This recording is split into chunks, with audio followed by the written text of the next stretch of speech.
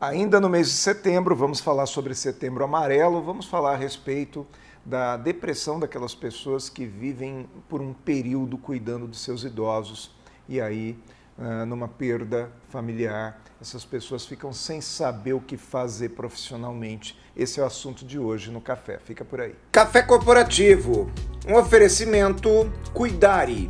Cuidamos de pessoas especiais sem perder a essência humana. EGE Soluções.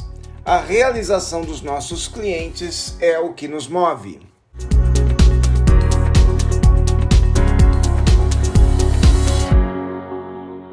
Café Corporativo, aqui no nosso canal 25. De volta, Edivaldo de Toledo aqui. Fazia tempo que a gente não se via pessoalmente, né, Edivaldo? Satisfação em retornar. O Edivaldo que está sempre aqui no nosso café, está todas as semanas aqui no nosso programa. Ele faz parte aí do nosso quadro Café Esperto, mas dessa vez aqui do meu lado pessoalmente e traz uma companhia que é a Natália, né? A Natália Brulo. Natália, terapeuta ocupacional. Muito prazer em ter você aqui também no café, viu, Natália? Prazer, muito obrigada pelo convite. Muito bom. Eles que vieram hoje para falar conosco aqui a respeito de uma rotina que é mais comum do que a gente imagina, que são pessoas que param muitas vezes suas atividades profissionais para cuidar de seus parentes que são adoecidos, acamados, né, que têm necessidades especiais. E muitas vezes essas pessoas passam a cuidar de seus entes queridos, ficam um tempo fora do mercado e depois elas têm uma certa dificuldade de voltar para esse mercado, né, Edivaldo? E a gente conversando recentemente, nós perguntávamos, puxa, mas realmente vale a pena a gente terceirizar os cuidados com os nossos parentes em função de uma vida profissional? Queria que você falasse um pouco a respeito disso. É muito comum a pessoa parar a vida, Edivaldo? É bastante comum, Aguinaldo. Eu acho que a primeira conduta familiar é natural que aconteça. E agora, né, Natália? E agora o que eu vou fazer com o meu ente querido que está precisando de cuidado? Sim. Então é natural que a família tente a cuidar sozinha, mas isso não é o ideal. Né? Até porque a vida vai continuar, há alguns casos nem sempre tem reabilitação, esse idoso vai ter um processo degenerativo da doença e a família vai se ausentar, ou algum membro da família vai se ausentar do mercado de trabalho. O que a gente percebe em primeiro momento é que a família tenta fazer aí um rodízio, né? Fazer mudar um pouquinho, fazer uma agenda, né? Uma rotina com diversos parentes. Então, aquele senhor que tem aí 3 filhos, os filhos se revezam, mas esse revezamento dá certo, Natália? Como que funciona isso no dia a dia? Esse revezamento, num primeiro momento, ele acaba dando certo porque a família se dedica, quer realizar esse cuidado do ente querido, principalmente quando é idoso, pai, mãe, a família quer promover esse cuidado. Mas a longo prazo ele causa desgaste no familiar, causa desgaste nessa organização, porque nem sempre eles vão conseguir seguir esse roteiro. E aí pode causar desgaste, conflito familiar, não conseguir promover o cuidado necessário e vai acabando desse desenrolar desse cuidado, desgastando, saindo do mercado de trabalho, trazendo dificuldade financeira, de relação entre a família. É muito comum a gente ver esses conflitos familiares por conta do próprio cuidado promovido pela família. Exaustão emocional. Sim. Me fala mais sobre isso, essa exaustão. Além desse rodízio, não fazendo com que o idoso de fato tenha um cuidado específico, especializado. Por mais que tenha um cuidado com amor, carinho, mas a família não está equipada de todo o conhecimento técnico, científico para fazer todo esse cuidado, principalmente em algumas patologias, como Alzheimer, demência, Parkinson. Eu percebo que as pessoas têm habilidades diferentes, né? E às vezes a gente tem aí 3 irmãos, 4 irmãos numa família. Um desses irmãos ele tem uma habilidade maior no trato com o idoso, outro pode ter uma habilidade menor. Eu, por exemplo, confesso que talvez eu não tivesse, eu sou bem mais estabanado, eu tenho dificuldade com esse tipo de coisa. E aí vem a crítica, né? Aquele que se dedica de uma maneira com mais facilidade, ele pode criticar o outro como se o outro tivesse menos boa vontade. É isso? É isso, isso acontece. não só pela falta de habilidade, mas pela falta também da parte emocional, né, Natália? Sim. Algumas pessoas não conseguem cuidar, colocam a parte emocional na frente e isso bloqueia o cuidado também. E o que esse familiar tem por conceito do que é cuidar? Para muitas pessoas, cuidar é fazer tudo por aquela pessoa. Então, não deixá-la se alimentar sozinha, não eu no deixá-la meu carinho tomar de banho, filho, porque é né? por amor, né? É por carinho, é por amor, não é por uma questão ruim, é por amor.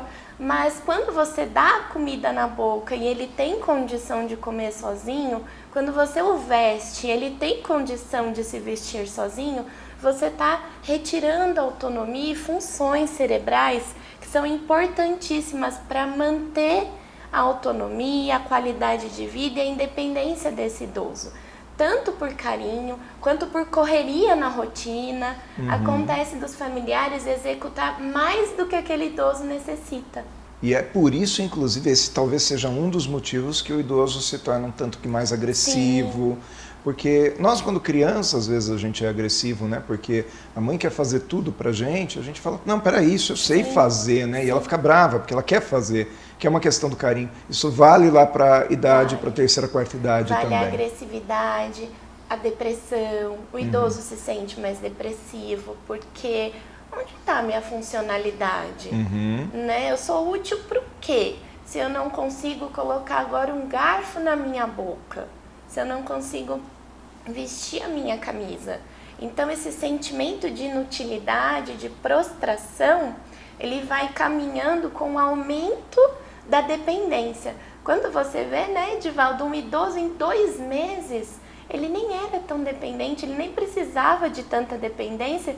Quando você vai ver, em 2 meses ele está acamado, dependente para tudo, utilizando fralda, com condição de ir ao banheiro.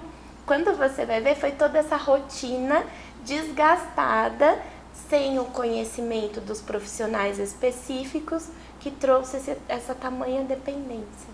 E quando a gente fala nesse conflito entre os próprios familiares, é um sujeito dizendo, eu passei a noite inteira aqui. O outro diz, mas eu estava lá trabalhando. E às vezes não há um respeito em relação ao que um faz e o que o outro faz, né?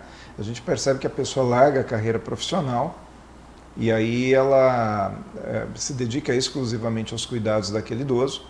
Às vezes até existe uma compensação financeira dos outros parentes, mas a pergunta é, e depois, como é que vai ser?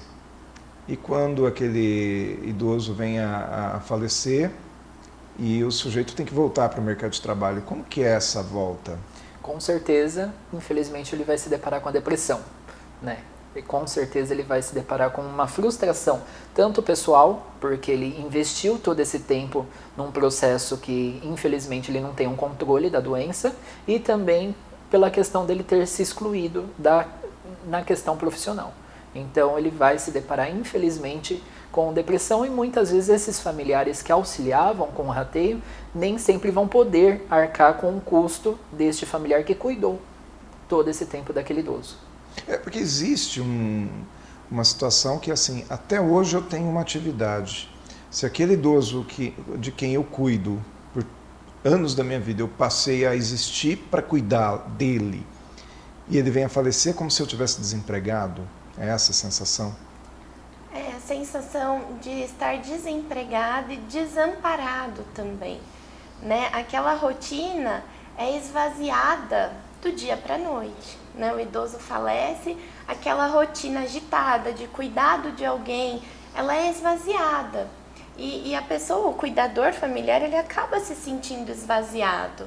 E um sentimento de inutilidade vem junto com isso. Né? Porque passou anos e anos, muito tempo cuidando só do familiar, dedicando aquilo, que ele perde até a própria identidade.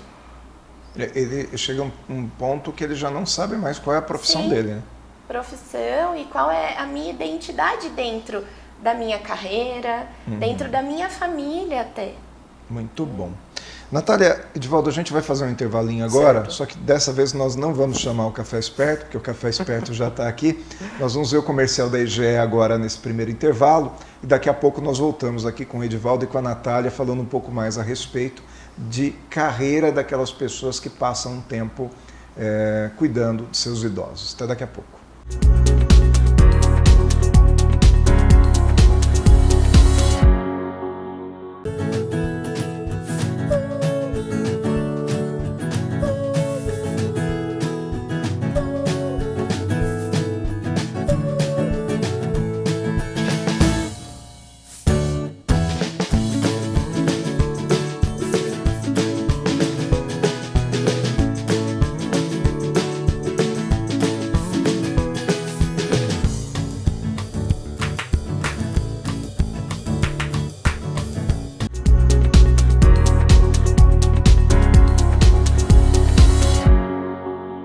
Café corporativo aqui no segundo bloco. Eu aqui, todas as vezes que eu vejo esse comercial, fico dando risada dessa preguiça tomando café debruçada aqui em cima da máquina de café, né?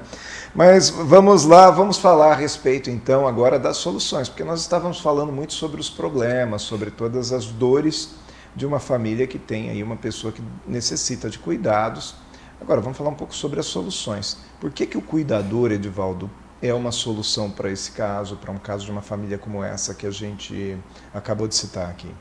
Não só para manter a autonomia, como a Natália citou, mas também para fazer com que o idoso desenvolva as atividades sem aquele vínculo familiar, né? Aquele vínculo familiar faz também com que o idoso, muitas vezes, ele rejeite o cuidado, faça com que algum familiar faça por ele alguma atividade, e isso não é muito bacana para ele, como a Natália citou, ele vai perdendo funções e também para o familiar poder voltar ou continuar no mercado de trabalho, que isso é essencial. São os dois benefícios, então. São três, né? São três, que é uma o familiar voltar, o outro fazer com que o idoso tenha uma certa autonomia. Qual que é o terceiro? O terceiro é quando o idoso mesmo ele rejeita essa questão do cuidado, né? Às vezes com o terceiros, alguém que não faz parte da rotina dele, ele topa fazer tudo. Com algum membro da família, ele acaba falando, não vou fazer, não vou sair, não vou andar. E com o cuidador, ele vai. Ele emburra, Natália, Sim, é isso? Nesses casos, quanto maior a intimidade, pior.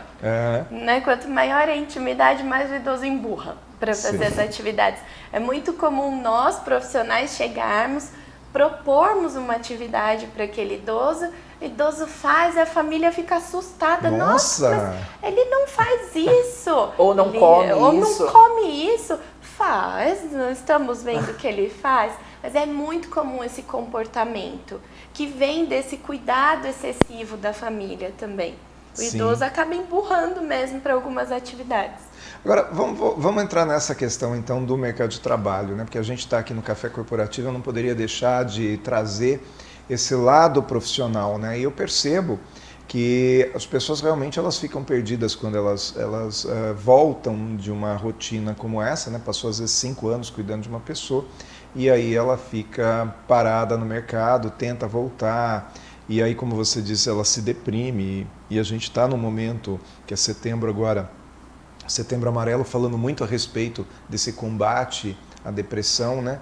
É sadio, não parece, às vezes parece até ser caro. Puxa, eu vou pagar para um cuidador aquilo que eu teria como remuneração na minha empresa, vou trocar 0 a 0, mesmo assim vale a pena? Com certeza. Infelizmente, em sua maioria das vezes, a gente sabe que o caso do idoso ele é degenerativo, ele vai avançar. E a carreira não, né? A carreira tende a crescer. Ou tende a ser degenerativa também se ele ficar parado, né? Se ele ficar parado, sim.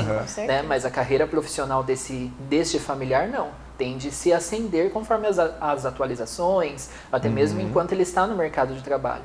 Então, vale a pena, sim, mesmo que seja um empate aí de 0 a 0, ele manter um cuidado em casa e ele desenvolver a atividade dele profissional. Pensa assim também, sim. Natália. E esse familiar precisa estar descansado para continuar trabalhando.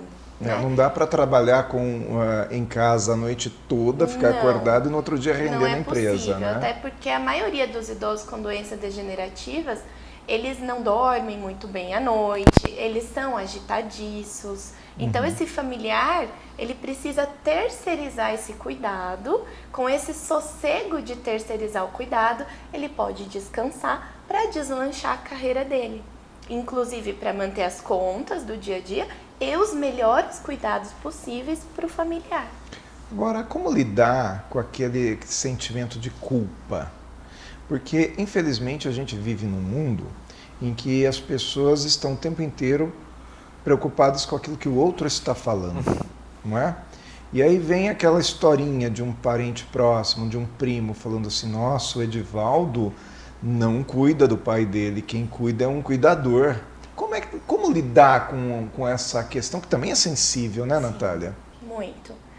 Nós procuramos dentro, né, do serviço domiciliar, né, Edivaldo, conscientizar essas famílias de que a terceirização do cuidado desse ente querido é uma melhor forma de cuidado também, porque o cuidador estará lá disponível para as atividades desse idoso durante todo o tempo em que ele estiver lá. Ele não vai precisar se preocupar com outras atividades e outras tarefas. Isso é o melhor cuidado possível. Sim. Né? Eu acho que é interessante porque as famílias, elas colocam seus filhos na creche, elas colocam seus filhos na escolinha, mas na hora de lidar com o idoso, elas querem cuidar como se tivesse uma consciência mais pesada, né? Será que essa consciência pesada realmente existe, Edivaldo? Existe sim. Por uma questão cultural, onde aquela frase típica de avós, né? Criei 10 filhos e 10 não cuidam de mim. É muito peso emocional, né, Sim. Natália? Essa frase pesa muito, mas tem que deixar claro para os familiares que eles não estão terceirizando o amor. Eles estão terceirizando o cuidado. Exatamente. O cuidado, né? Exatamente. Porque o cuidador não vai lá falar eu te amo, não adianta, Não. porque tem gente que terceiriza isso também, né? Aí Tem. tá errado, né? Aí é a terceirização do sentimento. Aham. Nisso, os atendimentos domiciliares não podem promover, né? Aham. Mas podemos promover um melhor cuidado e melhor assistência, né? De todas as áreas. Estamos falando de cuidado assistencial, de cuidados da reabilitação, da promoção de movimento, autonomia, atividade cognitiva.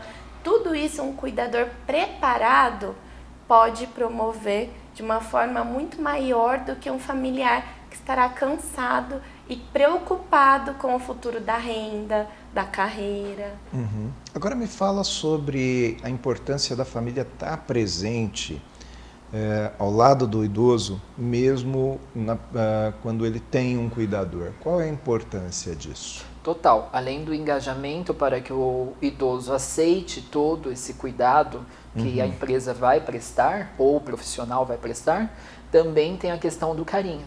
Né? A família está ali presente e engajando o idoso a não perder a identidade familiar e também todo esse carinho que muitas vezes as pessoas acham que estão terceirizando. E na realidade não é uma terceirização de carinho, é uma terceirização do cuidado, como eu disse. Entendi. E vale a pena manter esse idoso em casa ao invés de locá-lo numa clínica, Natália? Sim, vale, porque a casa do idoso é o ambiente dele. Principalmente os idosos que têm doenças neurodegenerativas, como demências, né? Eles reconhecem o próprio ambiente. Isso fortalece o vínculo com o cuidador, com a família e facilita as atividades do dia a dia, banho, alimentação, porque ele ainda reconhece aquele ambiente. Tá, muito bom. Então quer dizer que de uma maneira geral a gente só tem ganhos, né?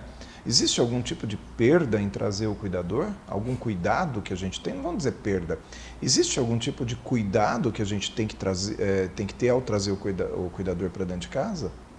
Não cuidados, mas sempre, se for um idoso lúcido, sempre informar da necessidade dele naquela situação ao qual ele se encontra que ele precisa, né, Natália? O idoso tem que ser consciente do que ele está precisando deste cuidado. Então é uma questão de informação familiar mesmo. Muito bom. Então nós vamos fazer mais um intervalinho agora. Nós vamos ver mais uma vez aí um pouquinho da EGE e na volta a gente vem com mais cafeína junto com a Natália e com o Edivaldo. Até daqui a pouco.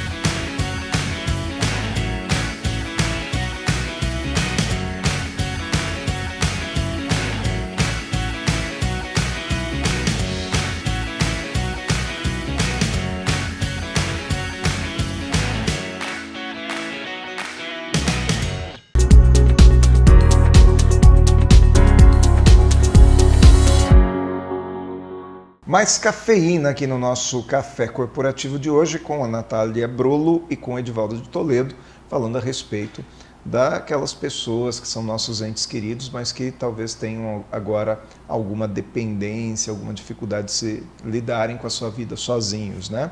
E a discussão nossa aqui é se vale a pena terceirizar esse cuidado, se um parente, se um filho, se uma pessoa da própria família deve cuidar. A gente falou tanto sobre isso, né? Sobre a importância dessas pessoas manterem suas carreiras profissionais, o quanto que isso vai ser importante lá na frente também, que senão às vezes a gente, através de uma pessoa que tem uma dificuldade, acaba causando a doença também numa outra pessoa, né?